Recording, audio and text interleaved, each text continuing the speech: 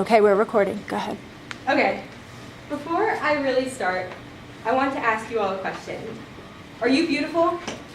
Yeah. Oh, yeah. Well, this is going to be a present to you, but now you've already, I was going to say, you don't have to answer this, but you already have, so good. I actually did ask several 16 and 17-year-old girls this very question, and about 3/4 of them responded that yes, they did believe they were beautiful, but when they hesitated before they answered, and when I asked them how that question made them feel, they all answered similarly. There's no really right answer to this question. They feel uncomfortable answering it. They're damned if they say they are, they're damned if they say they're not. If they say that they are, then they come off as conceited or self-centered. But if they say that they're not, then they come off as seeking attention or just not confident. There's a reason girls everywhere feel uncomfortable answering this question and saying that they're beautiful. And it's not just because of the onslaught of Photoshop and glorification of beauty our country holds so dear. For every girl who is genuinely insecure about her appearance, there is another who is insecure about her confidence. I know this is really counterintuitive to some of you, but believe it or not, this is exactly what happened to me when I was in 7th grade. See, when I was in 7th grade, something really weird started to happen to me. I started to look in the mirror and see beauty. I didn't really think that I was beautiful at the time, but I saw beauty in my hair, in my eyes, in my legs. It was the first time I ever saw beauty in myself in about 4 years, and it was weird. I was not prepared for it in the least. Granted, I had kind of a hard couple of years before that, so it made sense that I hadn't felt confident in a long time. But it was strange that I was starting to feel good about myself. And even weirder, it kind of felt good. Unfortunately, it was short-lived because at the end of my 7th grade year, I heard a song on the radio that would alter the course of my life forever. Is it One Direction's What Makes You Beautiful? It's actually sounds like a kind of innocent song. The verses are actually pretty nice, but the chorus is what I have a real problem with. You don't know you're beautiful, and that's what makes you beautiful. Oh, there are a million reasons the girl One Direction is talking to could be beautiful. Her intelligence, her personality, her face, her hair, her body, whatever.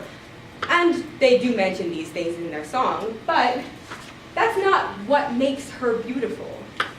What makes her beautiful is her insecurity, and they make that loud and clear right at the end of their song. Now, I heard this song just at the same time as I was starting to doubt the fact that I was being confident. See, my whole life I thought that if I was more confident, more people would like me. But that didn't exactly seem to be the case at the time. The truth was, I still cared a lot more about what other people thought of me than what I thought of me. So I was still hearing negative opinions about me much louder than I was hearing positive ones. But 7th grade me didn't think like that. I chose to accept the answer One Direction gave to me.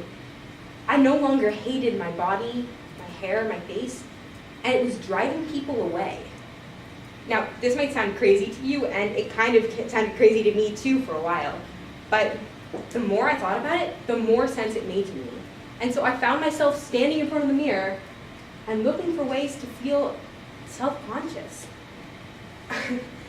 Because of my obsession with the way people thought of me and my solution of insecurity, I drove myself to become my own worst bully. Every time I felt good about myself or I agreed with a compliment someone gave to me, I instantly pushed it away and replaced it with something negative. And my eyes look pretty today. Your eyebrows suck. I like my hair. Your hair is a frizzy mess. This dress looks pretty on me. That dress makes you look fat. I like how I look in this dress. Fat, ugly, stupid. You think a dress will change that? Just like that, I convinced myself to hate myself. It wasn't that hard. And you know what happened? Nothing happened to me. No one who had previously disliked me changed their mind about me. No one asked me on a date. I don't know what I was expecting. Somebody to compliment me on my insecurity. I just felt terrible all the time. And, and I hated myself. And I wanted to love myself, but I hated wanting to love myself. It was a terrible, terrible spiral. And to this day, I consider myself lucky to have gotten out the other side. I am convinced I am not the only girl who struggles with this expectation to dislike ourselves. The bottom line is, the media wants us girls to be insecure, and the evidence is everywhere. Some of it is more obvious, like, and it seeks to make you feel inadequate and imperfect in comparison to others. Songs about girls with big butts, movies about girls with perfect faces, photoshopped and starved models plastered across billboards and magazine covers. There comes a point when it doesn't matter anymore that we all know they're photoshopped. It still makes us feel bad about ourselves. And then, if that doesn't work, if we learn to stop comparing ourselves to others, there's the backup plan, the one I fell for in 7th grade. The books, TV shows, and movies alike all glorify insecurity as an inherently feminine aspect. Not everybody says it as explicitly as One Direction, but the media does not hesitate to equate insecurity with female attractiveness. Just a few months ago, when I went to see Fault in Our Stars in theaters, I was taken aback by a scene I had not remembered from the book, in which Augustus tells Hazel that he was staring at her because he thinks she's beautiful, and she practically interrupts him in her urgency to correct him. This is just one of many, many examples of heroines who need someone else to tell her she's beautiful. So what's the result of all this? Something my friend coined the Mean Girls paradox, that even the most popular girls, the ones who appear so perfect to the world, they're labeled plastic, the ones at the very top of the social food chain, feel the need to stand in front of the mirror every day and find flaws in themselves. Insecurity is everywhere, and it's an epidemic. A national study done in 2009 shows that 50% of young girls across the country harm themselves or hurt themselves in some way because they're insecure.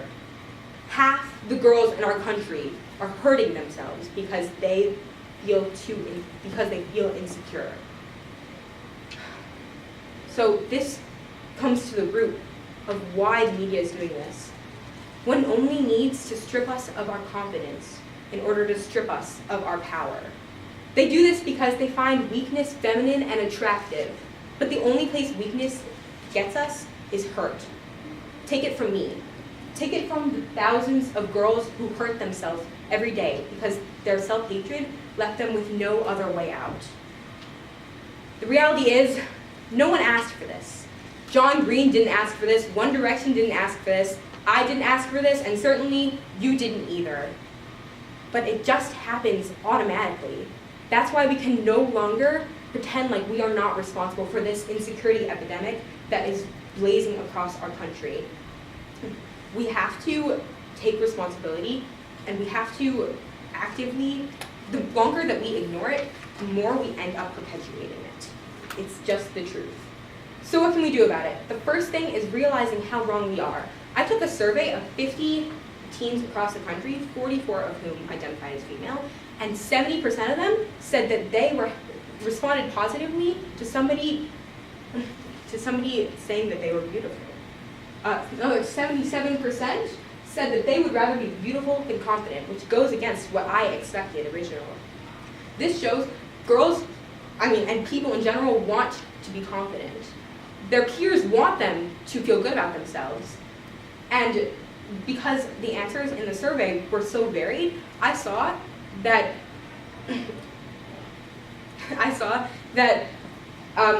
the way somebody reacts to your confidence says a lot more about them than it does about you.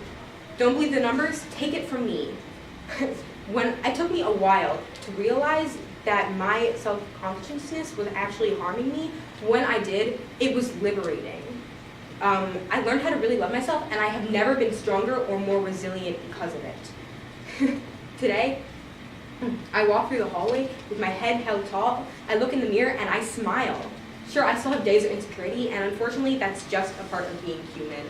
But I can tell you that deciding to be confident has helped my way in every way imaginable. Now, I know that it doesn't seem that simple, and it's really not that simple for a lot of people. It seems like deciding to be confident just isn't going to make the difference. But that's the best kept secret of all. It can. You just have to believe it. So, if you don't take anything else from this presentation, remember this. Anyone else can tell you that you're beautiful, but no one can believe it for you. So even if you don't mean it yet, even if you've never said it before, the next time someone asks you, or even if they don't, these 3 words may save you, like they saved me. I am beautiful. Thank you.